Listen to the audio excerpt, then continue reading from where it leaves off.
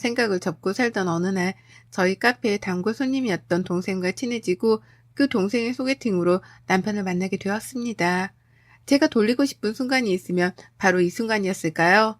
저의 긴 이야기를 여러분들께 들려드리고자 합니다.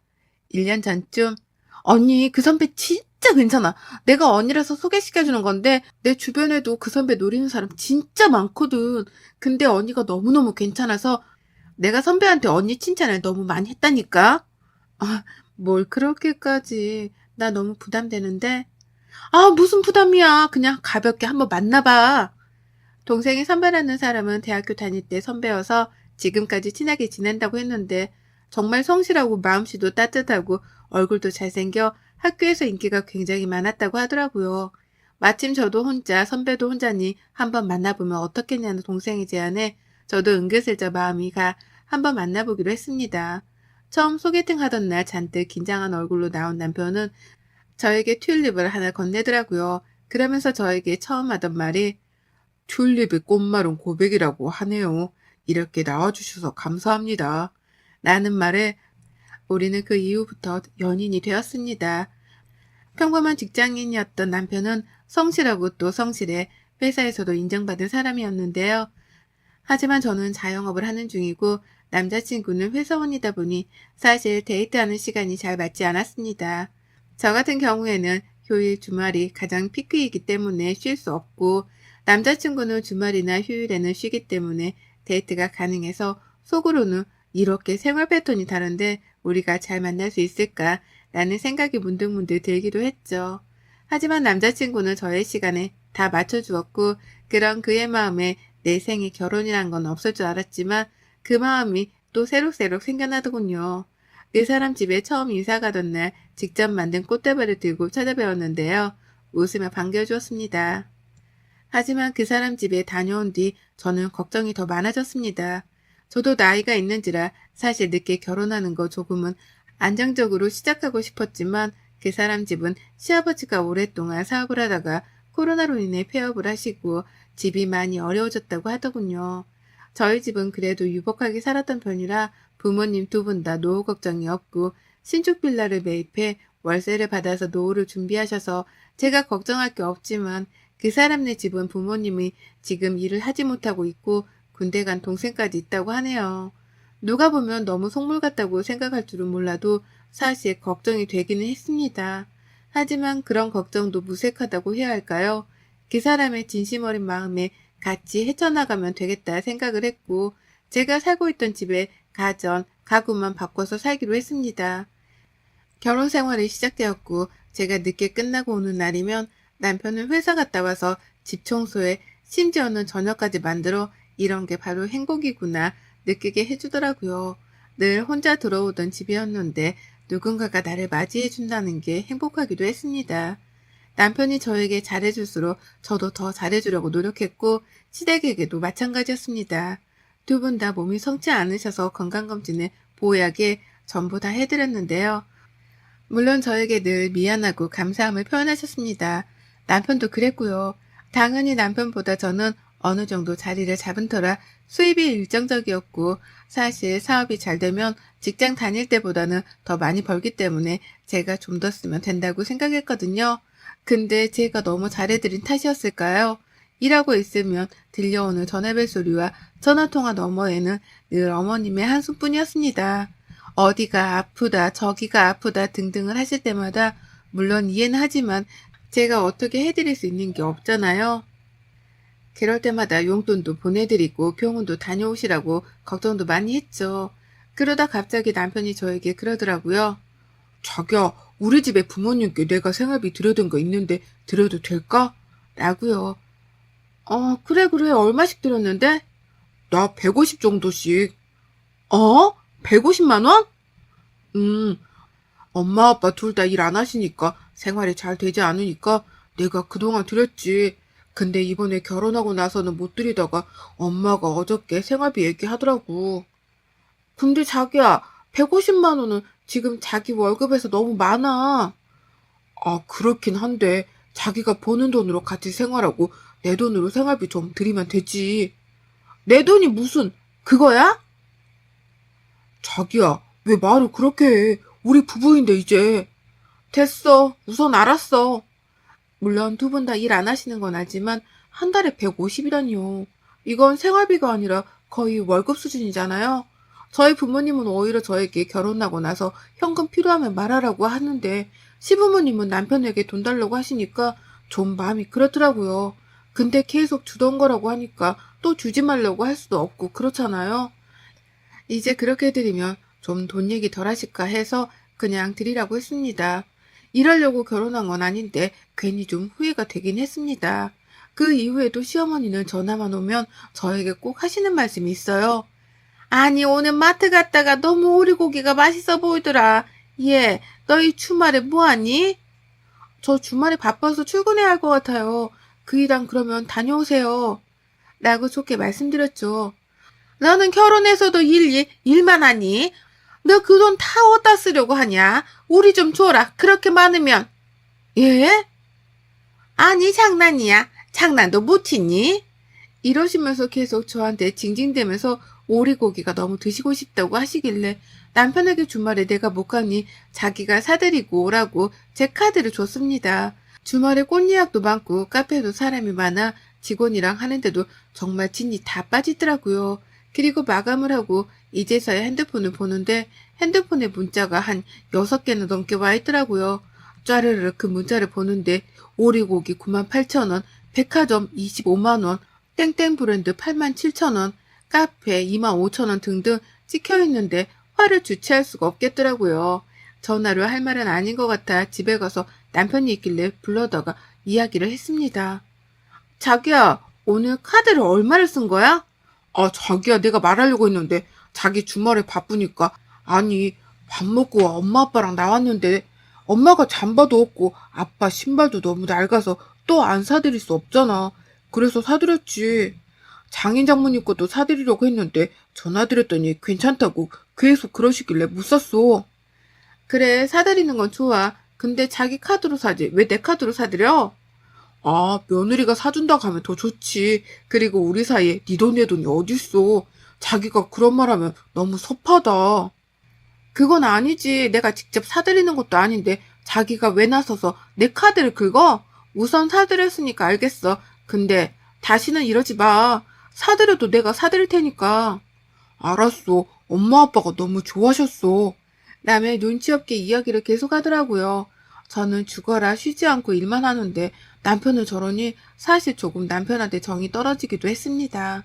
물론 부모님한테 뭐 사드리는 거 너무 좋아요. 근데 정말 이런 적이 자주 있거든요.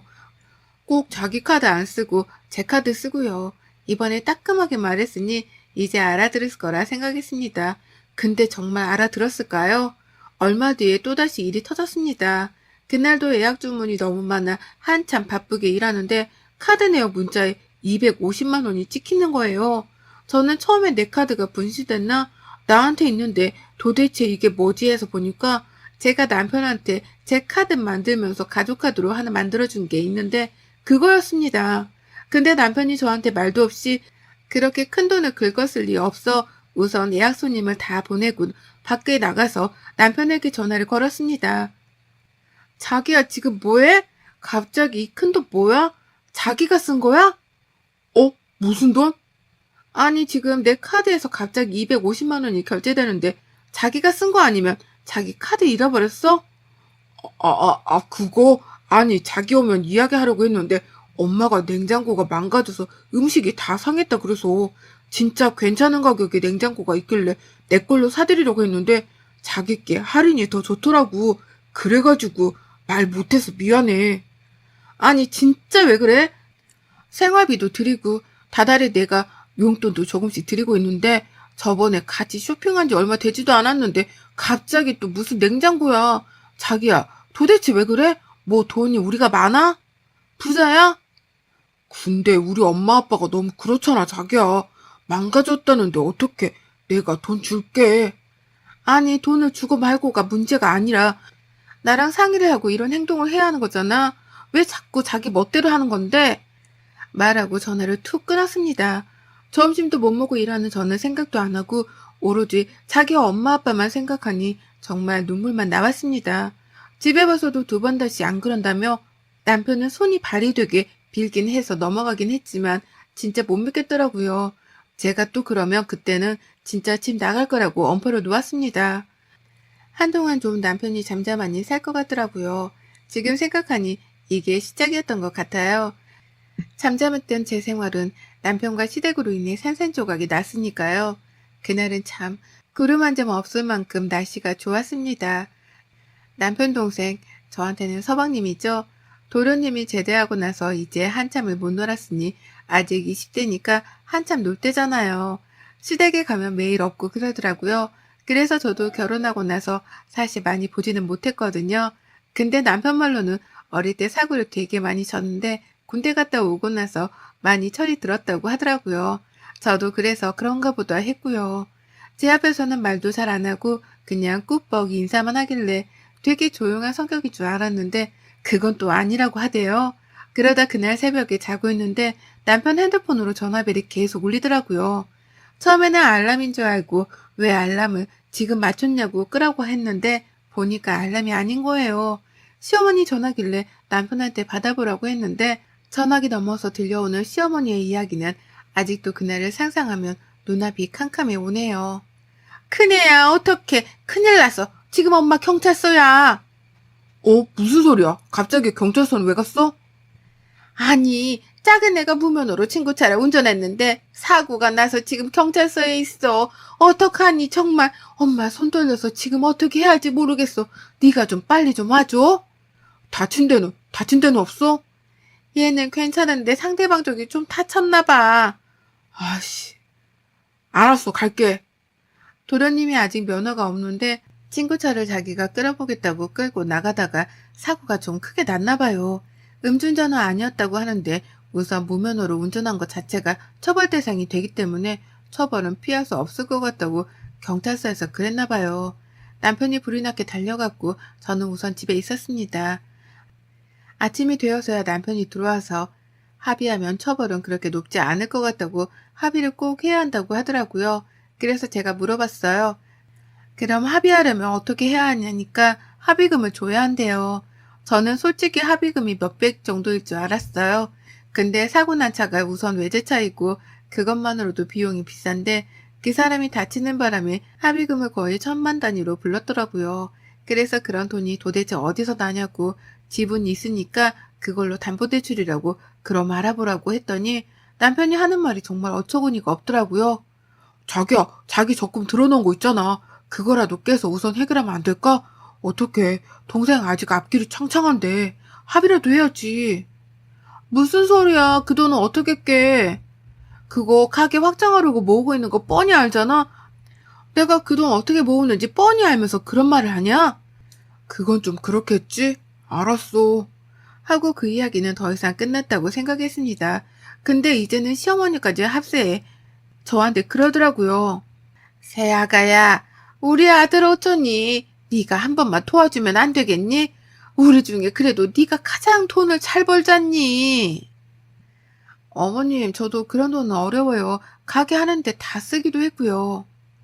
큰애한테 들어보니 너 들고 있는 적금이 있다던데 그거라도 깨면 안 되겠니? 이 엄마가 한 번만 부탁하자. 다른 곳에 알아보는 것보다 그래도 가족인 네가 빌려주는 게 낫잖니. 제가 빌려드리는 게 아니죠. 그거는 제가 내는 거죠. 그리고 그 돈은 저 가게 이사하려고 모으고 있는 돈이라 어려워요. 너는 어떻게 애가 그렇게 못돼 먹었니? 그럼 네 지동생 깜빵 가게 둘까 둬? 이러면서 소리를 지르시는 거예요. 소리 지르는데 할 말이 없어 전화를 그냥 저도 끊어버렸습니다. 제가 무슨 돈 나오는 기계도 아니고 몇백도 아니고 몇천을 갑자기 달라며 누가 그거를 주냐고요. 줄 생각도 없었지만 정말 줄 생각이 있다 해도 시어머니 하는 행동에 치가 떨려 더 주고 싶지도 않았습니다. 그날 저녁 집에서 저녁 식사를 하고 있는데 다짜고짜 시어머니가 저희 집으로 찾아오셨습니다. 그러더니 갑자기 저보고 너는 피도 눈물도 없는 애야. 지금 이 나이 먹은 엄마가 다른 데 가서 돈 구걸해야 네 마음이 편하겠어? 편하겠니? 내가 그렇게 너한테 잘해줬건만 어떻게 가족이라는 사람이 이러냐? 무슨 소리세요? 도대체 잘해드린 건 어머님이 아니라 저죠. 그리고 도련님이 잘못한 거 왜 저희 보고 그러세요? 어머님 지금 사시는 집 팔아서 해주시면 되겠네요. 뭐? 너 말이면 단 줄 알아? 소리를 고래고래 목청이 떨어지도록 지르시길래 저도 참지 않고 질렀습니다. 제가 왜요? 너 아주 팔찍한 애구나. 어떻게 우리 착한 아들이 너 같은 애를 만나서 이래서 가족에 사람 잘못 들이면 안 된다는 말이 너를 보고 하는 말 같구나 진짜. 그 뒤로 남편이 와서 저보고 그러대요. 뭐 하는 거냐고. 아무리 그래도 엄마가 어른인데 사과드리라고요. 그래서 딱 말했습니다. 제가 그 돈 드릴게요. 근데 위자료로 제가 줄게요. 솔직히 위자료도 주고 싶은 마음 없지만 너무 딱해서 거지 적선한 듯 치고 드리려고요. 이제 더 이상 저 어머니 며느리 이 사람 와이프 안 하겠습니다. 이혼하자 우리. 라고 하니 어머님은 새파랗게 질리고 남편은 왜 그러냐고 계속 빌더라고요. 자기야 왜 그래? 내가 미안해 응? 아니 나는 그냥 너무 속상한데 엄마가 잘못한 거 맞지. 근데 엄마 아빠가 우리 집에 좀 그렇잖아? 그래서 나 한번 말해본 거야. 내가 두 번 다시 그런 얘기 안 꺼낼게. 이혼이라는 단어는 꺼내지 마. 어떻게 헤어져? 헤어지는 게 아니야. 자기야, 내가 자기를 버리는 거지. 착각하지 마. 그렇게 시어머니 보는 앞에서 남편이 가지고 온 짐을 전부 다 트렁크에 싸고 결혼 반지를 빼서 휴지통에 버리고 남편이 레고를 좋아해서 레고를 모았는데 그 레고장에서 레고를 다 꺼내서 산산조각 내버렸습니다. 저의 폭력적인 모습을 보더니 남편이랑 시어머니는 정말 당황을 하더라고요. 그뿐만이 아니라 남편이 제 무릎을 잡고 계속 그러길래 발로 남편의 얼굴을 미안하지만 쳤어요. 그리고 말했죠. 야, 놔. 진짜 맞기 싫으면. 자기야, 왜 그래? 미안해. 무슨 이혼이야, 이걸로. 고작 이걸로? 내가 너네 집 그 그지근성으로 인해 이혼하고 네 하는 행동을 봐. 왜 맨날 내 카드 쓰고 생색은 네가 내냐? 하면서 생수통이 보여 생수통도 던지고 쌩 난리를 쳤습니다. 시어머니가 왜 그러냐고 미안하다고 자기가 좀 헛소리했다고 그러길래 딱 잘라 말씀드렸습니다. 어머님, 저는 어머님도 힘들지만 남편이 더 힘들었어요. 그리고 제가 무슨 호구도 아니고 돈 버는 기계예요. 저는 점심도 못 먹고 일하는데 매일같이 제 카드로 외식하고 쇼핑하고 남편이 주는 생활비에 가전제품에 이제는 합의금까지 달라 하니 무슨 집안이 깡패 집안이에요? 신고할까요? 저 놔두세요. 라고 말하고 남편이랑 시어머니랑 짐을 들고 쫓아냈습니다. 그 뒤로 정말 협의이혼을 준비했지만 남편의 강력한 이혼 결사반대로 변호사 선임해서 소송으로 가려고 합니다. 위자료 준다고 해도 저러니 할 말이 없잖아요. 반년이 넘는 시간 동안 소송을 했고 혼인기간이 짧아 재산 분할권은 아예 주어지지도 못했습니다. 이제 남편이 아니죠. 전 남편이라고 해야 하나요? 전 남편을 울고불고 법정에서도 저를 사랑한다고 개소리를 짓거리길래 웃음만 나오더라고요. 기나긴 싸움 끝에 저는 다시 혼자가 되었지만 마음은 정말 좋습니다. 그 뒤로 시어머니랑 남편은 집도 팔고 이사 갔다고 했는데 저번에 마트 갔는데 마트에서 전 시어머니를 딱 마주친 거 있죠? 거기서 청소일을 하시는 것 같더라고요. 저를 보고 흠칫하시길래 그냥 왔습니다. 바로 저게 자업자득이라고 해요. 제가 며느리일 때는 어머님 일하는 게 너무 마음이 안 좋아서 제가 일하지 말라고 막 그러기도 하고 진짜 사고 싶은 거 있으시면 다 말씀하시라고 했는데 마트에서 그렇게 싫어하던 청소일 하니 말 다 했죠. 뭐 참, 그 집안 식구들도 불쌍하죠. 거지 같은 근성만 있어서 저러니깐요. 여러분들도 능력 있으시면 혼자 사세요. 정말 좋은 사람 아니면 이렇게 힘들답니다. 저는 지금 정말 행복해요. 여러분의 생각은 댓글로 남겨주세요. 오늘도 시청해주셔서 정말 감사합니다.